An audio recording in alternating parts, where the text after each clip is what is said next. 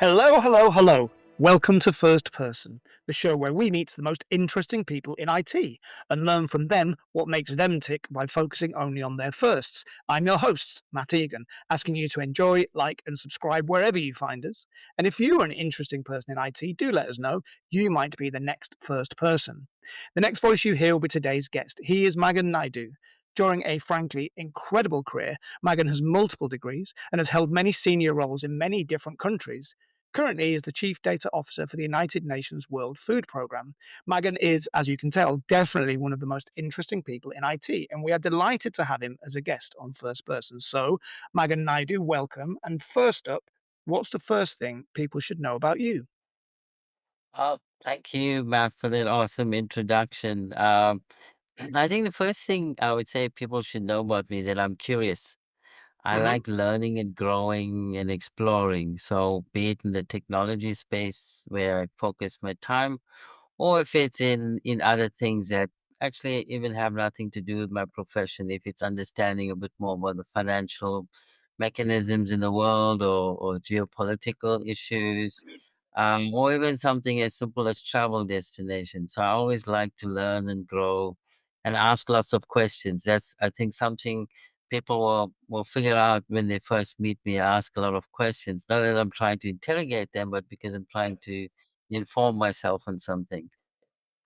Amazing, and you would be not shocked, I think, by the number of times when we interview people who are successful. That is a key trait, right? That level of curiosity and asking questions. Sorry, and not necessarily specifically about the job, right? Because you want that broader context and that interest and interest in people and interest in the trends of geopolitics, to your point, and economics. So that's great and not kind of unusual in successful people, I think, and makes me excited to have this conversation because, Magan, I get to ask the questions here. Okay, so in in section one, which we call first things first, this is where we get to know about our guest by understanding some of their first times. So I would love to hear if you could tell me something about your first job in this industry, like how you got into working in data and in technology. Yeah, so I think this goes back to, even back in school and then into university. I always liked technology, science and technology. And even growing up when teachers asked, "So what do you want to be one day?" I said, "I want to be a scientist." I didn't Yeah, quite understand it, but I knew it's like somebody's breaking new boundaries, pushing the yeah. frontier, and being at the cutting edge of things. So I always wanted to be part of something like that. And the technology space, and particularly data and AI, is very much about that. It's very core to everything going on in the world. And I think most people understand it. The interesting thing about it is it's not, especially data, may not be the most glorious thing because it's kind of more back end thing, but Yeah. more people have an appreciation that all the shiny front end things on technology or systems or anything you do in the world is the root of it is in data, and more so now AI. So Mhm. that's really what attracted me to it. It's really the core of where if you want to do something, you've got to get those fundamentals right. And that's kind of some of my leading principles is always about first principles. If you're trying to solve a problem, get the basics right, everything will follow. Mhm. So you were so right from school days, it sounds to me like you're interested in some fairly big concepts like solving problems, like those first principles. But that doesn't directly lead to data, right? So how do you get from I'm interested in this to where I'm going to be is data? Is that like something you get through education, or did you land in a job and then that was kind of the piece that intrigued you? That's an amazing question, Matt. So a lot of my formative career was in software development, building systems, and it was very much about system development. Mhm. But in doing that, it did a lot of the back end database Yeah, yeah, build, yeah, all the yeah, data components. But perhaps not in the way people think of data today, where it's now about data governance, data quality, data privacy. Is a lot more mature than when I started my career. And I fashioned my career in that path over the years and did many roles in that way until, part of the curiosity and wanting to experiment and grow. At a time in my career, there was lots of demand for my skill set. um, which was very much in the SAP space at the time, locally and globally. So as a consequence, I had an opportunity to go abroad to the United States and work on a global project there. But what was interesting when they hired me into that project, what they really wanted was somebody. They said they've got lots of of the different skills, but the thing that's missing, and give credit to the leadership on that project. They said somebody who understands the business side and Hmm. understands the technical side, Yeah, yeah, which gets into the back end, the data. So for me, it was actually a little bit of a pivotal moment, also a scary moment, because I fashioned myself as a technology specialist, software developer, an SAP consultant. And then there's an opportunity to try something new where they said, look, we're building this data team. There's going to be co-investment in just the data component of this project, but we need people who understand all parts of it and be part of yeah. this specialized team. And there I sat there, and I think the colleagues who joined me on that journey also perhaps the first time in their career we're reflecting on, well, I'm crossing over here, right? So what if this doesn't work out and I derail my career because now I've gotten so far away from my core that it's Hmm. hard to get back.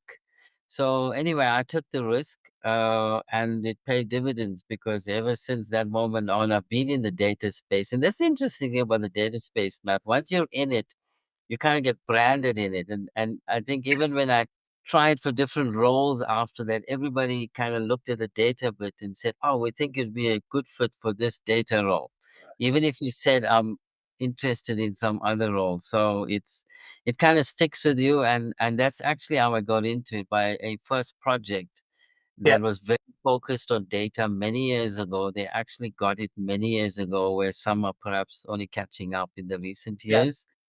And, I think once I yeah. got into it, it's really hard to get out of it. But it's interesting, right? That so there's lots to unpick there, and I'm so fascinated by that answer. Um, that that you were recognized as somebody who had was able to give that organizational context to the technology, right, which is really critical in terms of developing a career, right? You need to be able to translate the one to the other, right, and vice versa.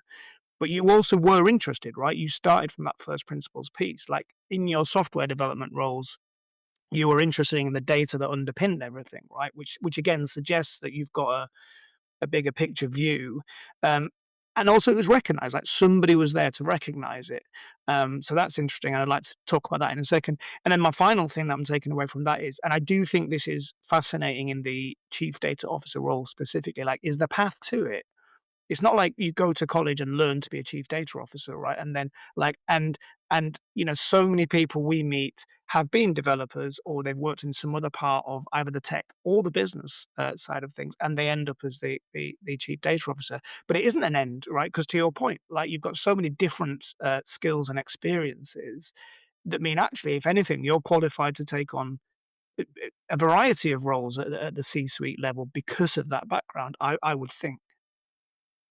There's no question there. That's my thoughts. So you went into that data role, and presumably at that point, it's a risk, but it felt like it fit, right? You found it satisfying and you were good at it.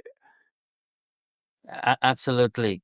Definitely found that I was good at it because, once I got the hang of what we're trying to do, build confidence, and then actually saw relevance in this Mhm. going forward. I saw Yeah. how pivotal and critical it was to success on the project. And if you go read a lot of thought leadership now, I think in the top three reasons of why big projects fail is one of those top three is around data. There's Yeah. not proper thinking around data.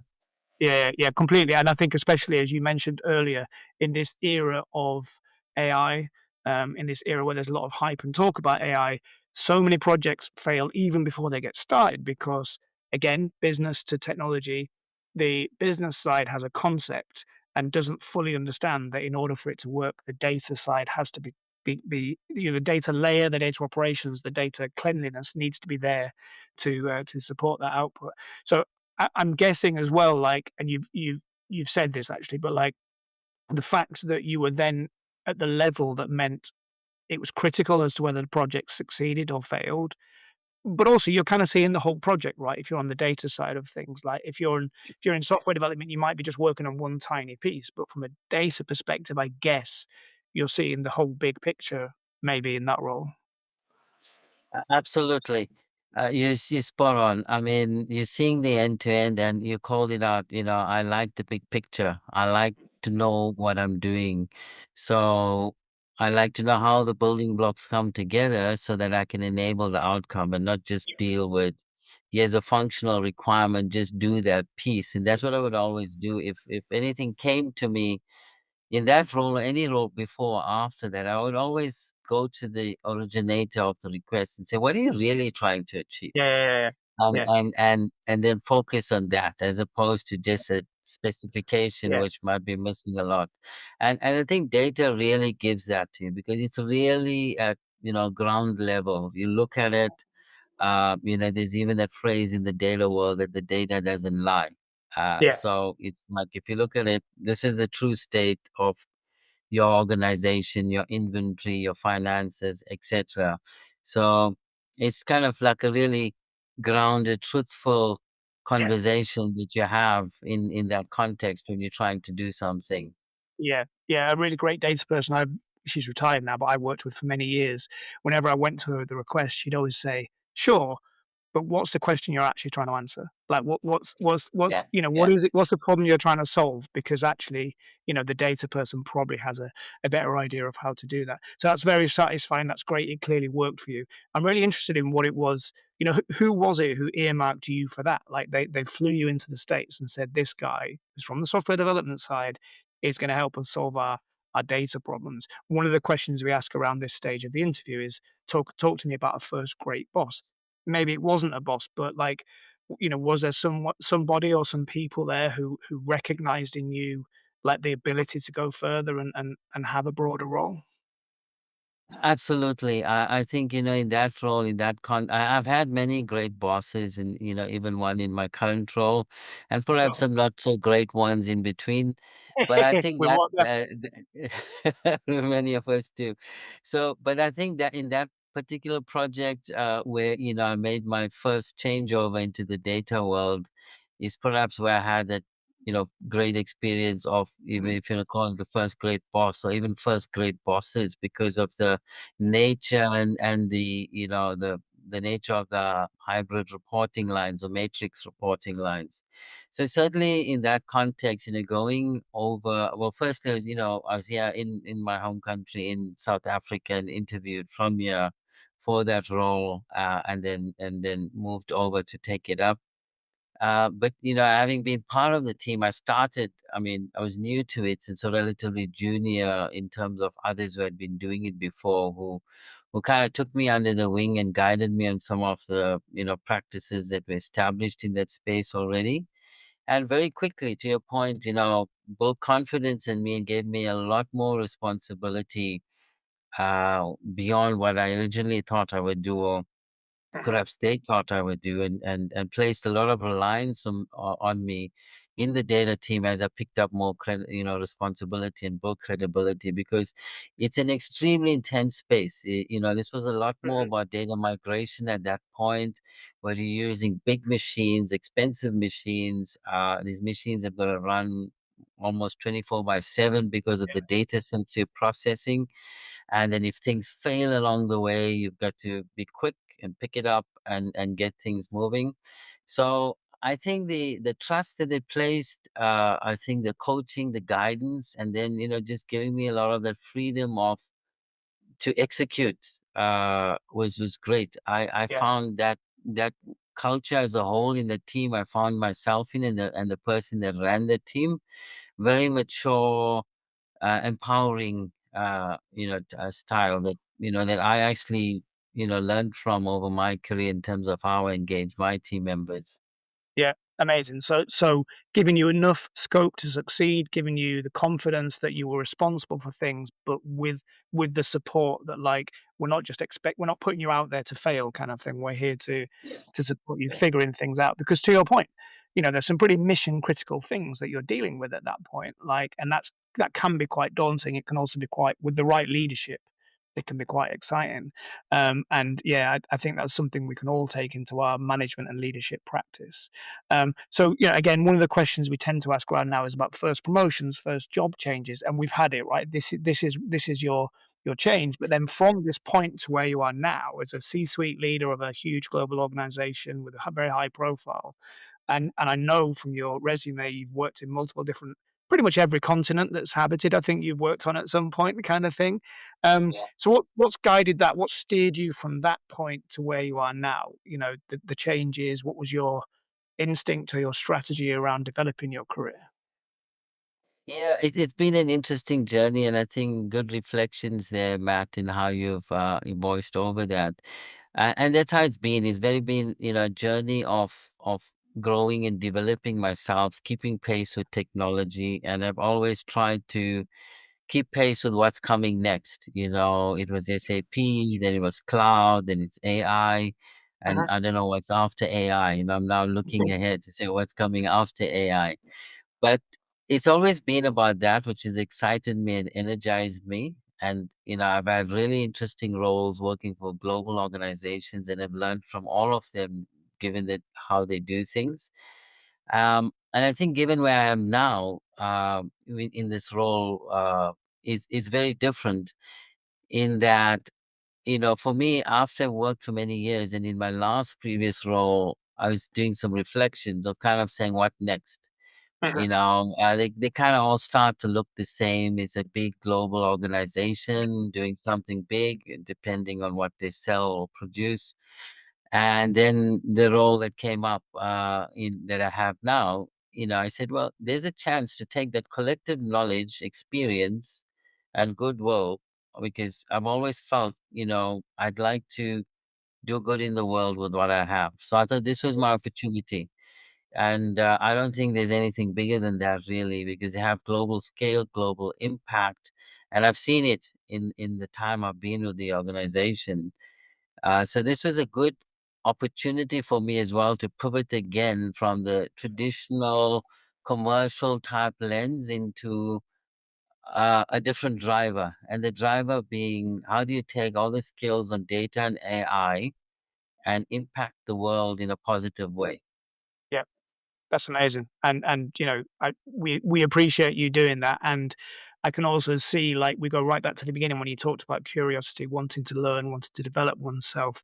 There's a point where, yeah, all these things I've learned, all these things I've done, like what's my motivation to apply them, right? And it's very cool that you can take all of that and apply it to a pretty fundamental problem, a problem that can and should be solved because we have the resources in the world to do it, and it's very gratifying to know that you're doing that, Magan, and congratulations to you.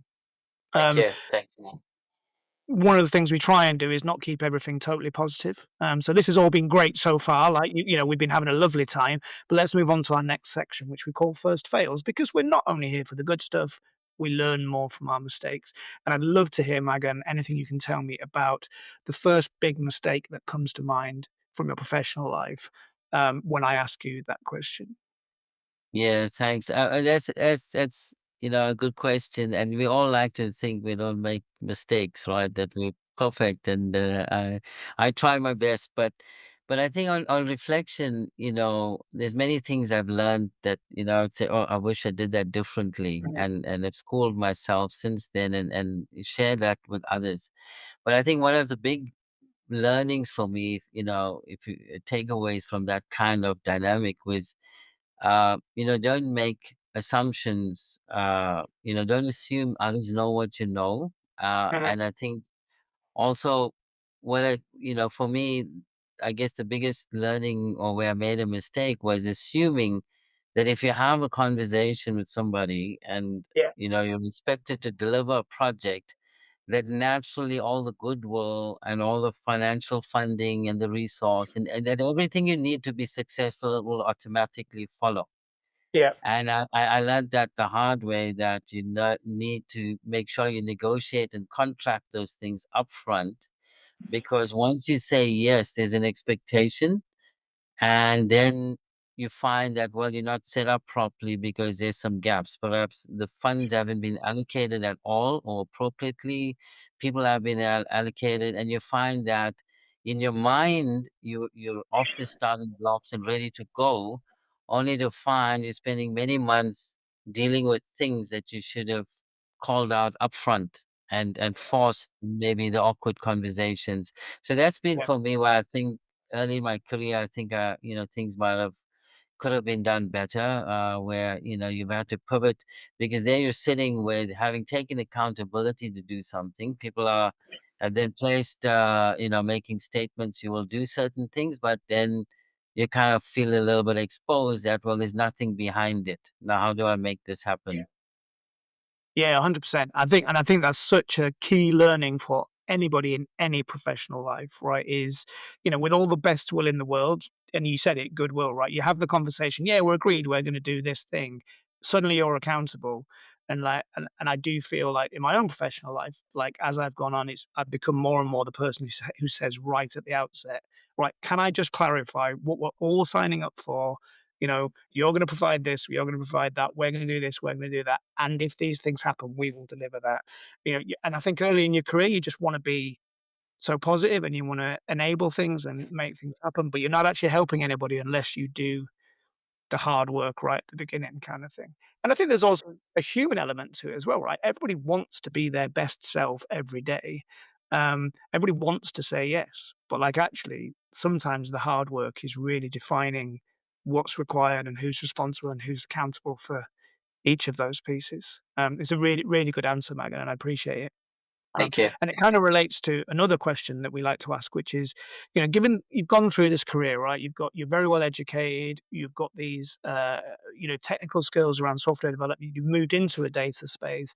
You've moved through large corporates. You've moved into the third sector.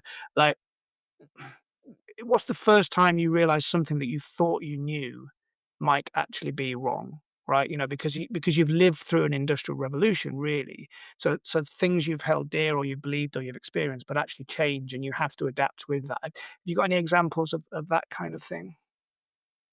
Yeah, I guess perhaps that's more in the latter part of my career as well, where some of that must have come through.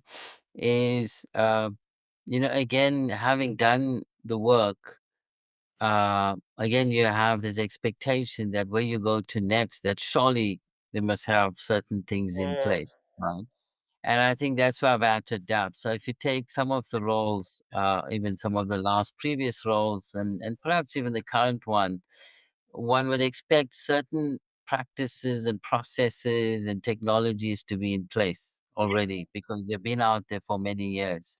yeah, Only and then you go in with the expectation that well, all of these you bank it in your head, and it's like you're now operating beyond that level, only to find that you've got to go a little bit backwards because some of it people have never been exposed to it for whatever reason, or felt it was not necessary, yeah, and then you've got to do a little bit of a reset in building things out that you thought is kind of a baseline for everybody, a process policy, a technology, even a basic system for certain things, and then find that well, I hang on, actually, there's a bit of rework, there's a bit of if you want to call it education to explain to people why you need to do this, and then you gotta then you lose a lot of time, and that's I guess where some of leading to your question, where you thought something and then it turned out to be something else. Where you start something and say, "Oh, this is a 3 month activity," only to find 3 months later you're still trying to start it. yeah. And I guess that's where there's been an expectation gap for me, where I think I've come short to say, "Well, hang on, this was significantly underestimated or very different to what I thought it was." I think especially in this era of, as we discussed earlier, data underpinning everything, AI being such a prevalent part of every conversation. Like, I suspect you could go into lots of very, especially legacy, but lots of big, big organizations and find that very basic things are not in place from a data perspective, right? Certainly, like I say, data operation, data layer, access to data, data cleanliness, like, because these are such kind of basics, but they're almost too basic, right? They have to be built from the ground up. And especially if you've been operated for a long time, and I'm part of an organization that's 60 years old, you might find that like things just aren't the very simple levers you need to pull just are not in place. And you, as someone who's extremely experienced and wise, you might have to roll back right back to a very beginning status, which again is a learning, something that needs to be applied. Hold on, guys, we're not going to go as quickly as we thought we are because we need to do the basics first, kind of thing. Yep. Yeah. Absolutely. Yes. Really interesting insight. Okay, brilliant. Thank you so much. I want to move on now because we have a section we like to call Quickfire First. It's a bit silly, but it's where we want to get to know you behind and beyond your professional veneer. And I'm really interested to do this with you, Magan, because you've got such a, your work life has taken you to so many different places. So we want to find out about the real person, and we to do that, we use our own random question generator. So please, if you could, Magan, if you could pick a number between 1 and 15, that would be wonderful. Go number 3. Number 3. Oh, so you may not have an answer for this. You might. I don't know. This is one of those things. Number 3 is if you could tell us something about your first pet, if you've ever had a pet. Yeah, yeah, I did. Absolutely, I do. I did have, it was a German Shepherd. Oh, I there you had go. the second German Shepherd, but the first one was a German Shepherd. A really awesome dog. His name was Zenzo. I had him before we had children, so he used to, yeah, keep me company. I used to take him for dog training, obedience training, which paid dividends because he grew up into this really strong, powerful dog that you would never manage to pull. So on command was useful. So Yeah. yeah, and And yeah, Zenzo kept me company through study years and all sorts of things. So it was really good having him around. a great breed of dog Alsatians, German Shepherds, if well trained, to your point, right? Because they're very loyal and they're very soft, actually, even though they're great, big, kind of hulking, great Yes. dogs. I love how your face lit up when you started talking about Zenzo as well. That's obviously a very, a very good memory. Okay, let's go for another one. Can you give me another question between number between 1 and 15? Sorry. And 15. Let's go with maybe 6. Number 6. Okay, I'm interested to ask you, like, could you tell us something, maybe it's a memory or it's just some memories that you have of, like, your first home, where you grew up? Yeah. Oh, shift. That takes me back, which is way back. Even in a different city in South Africa, which is Durban in South Africa. So, but great memories. A really simple neighborhood. No walls, no gates at the time I grew up. Neighbors would just stroll into one another's yard, and kind of everyone knew everyone, kind of community. So yeah, that takes me back to, you had lots of friends, lots of neighborhood boys that you go play sport, cricket, soccer, play things on the street, and Yeah, go out and do stuff. So to me, yeah, actually, it's a very strong memory going back to my early years where I grew up. It takes me back to a strong sense of community where people really, joined hands and backed one another up. And yeah, I still have a lot of those friendships today. And every once in a while, bump into those people, mostly via LinkedIn or Facebook these days. yeah, But in person, from time to time in person, and amazingly, sometimes in a different part of the world. yeah. I like bumped into people in other countries where we'd never expect to see them again. It's That's amazing. so cool. Yeah, that's so cool, and, like, I love that picture you paint of, I mean, we're in South Africa, right? Playing sports in the street kind of thing, such a great view, but also that fact that you can meet those people who you've been close with at any time of your life, but I think especially in childhood, meet them at any time of your life later, and you just kinda click back into the conversation, the friendship, right? That's a bond that lasts forever, I guess. Absolutely. Yeah. Very cool. I'm afraid to say, Megan, we're coming to our final section of the show, and I feel like I could talk to you for hours, but we do need to allow the viewers and listeners a little break as well. So we're gonna come to our section we call first and final thoughts, and I'm super interested to ask you this question, given everything we've spoken about. But what is the first piece of advice you would give to someone who's just starting out today? Yeah, I would say, know yourself. So kind of know your strengths, know what you want to do. So if you're starting out, pick the thing believe you can, even if you're not good at it, but believe you can be good at it. So pick the Mhm. thing. So therefore I say know yourself, and that comes from your core. And that belief will give you the strength to be strong and successful at whatever you pick. Yeah, And just you know, and I think, yeah, just stay focused and back yourself and make it happen. I often use the phrase, believe in yourself and make it happen. So imagine it. So it's kind of, yeah, imagine it, visualize it, and then yeah, put your back into it and make it happen. I think that's the other thing, just imagining it or wishing it's not going to happen. You got to yeah. appreciate some hard work and heavy lifting is going to come with it. No, completely. I mean, it's such good advice, like, because I think people hear often enough and I think this is great, right? We should tell children and young people this: "You can do it. You can be it," right? Because you can, and especially now in a world where, um, industries are being disrupted and transformed, but there's opportunity in that, and if you have a thing of value that you can bring to the table, you will succeed. But I think the second piece is also and sometimes gets forgotten, right? Focus you mentioned, and you mentioned putting you back into it and doing the hard work. And I think that's the other bit. We're letting younger people down if we don't make that clear, right?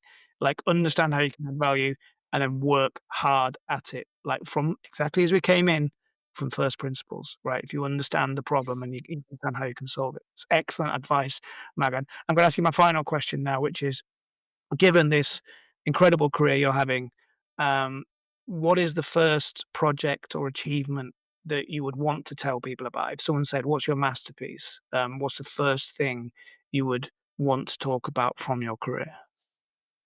So I've done many things, but I guess I would go to the most recent one, which where I think a lot of that's come together. So where I am right now, we're building out a future fit modern data estate. And again, there's a lot of design principles around that about reusability, enterprise thinking, low cost, high speed. And so basically, for me, what we've built over the last period of time since joining this organization is building a modern data estate, which is the foundation for everything that needs to follow. It set us up for success in that what we've built is completely reusable. We operate in many countries around the world, in 80, I think. So what we've built is completely portable and reusable with just minimal customization for any local country context. And I think more than that is it set us up for our AI ambitions. So by having the strong data foundation that we've built over the last many years that, I've architected and led in the role I have, is now our AI ambitions follow quite naturally on it. So we've already started to execute on our AI ambitions and can scale. And I think we're seeing great success in the organization because when I first started it, there was a lot of skepticism. But in the last many months, in the last year or so, there's been such natural gravitation to it. It's amazing. People are, talking about it as if they crafted it, which is quite amazing. So it's great That's that they can relate to it. yeah. Yeah, that's amazing. So, building from the ground up the machine that's going to allow the World Food Program to really accelerate and the great thing is you're doing this incredible technical work, which must be very satisfying to hear that feedback where people are telling you it's their idea, which is a sign of success but also it's gonna do some real good in the world. So what that Yeah, is, I would say that is a masterpiece that I would love to put my calling yeah, card against. So, congratulations, and my thanks to Magan Naidu, and thanks for watching or listening to this episode of First Person, the show where we meet the most interesting people in IT and learn from them what makes them tick by focusing only on their firsts. I have been your host, Matt Egan, asking you to enjoy, like, and subscribe wherever you find us, and if you're an interesting person in IT, do let us know. You might be the next first person. But finally, it only behooves me to say goodbye to all of you and my sincere thanks to Magan Naidu. Thank you.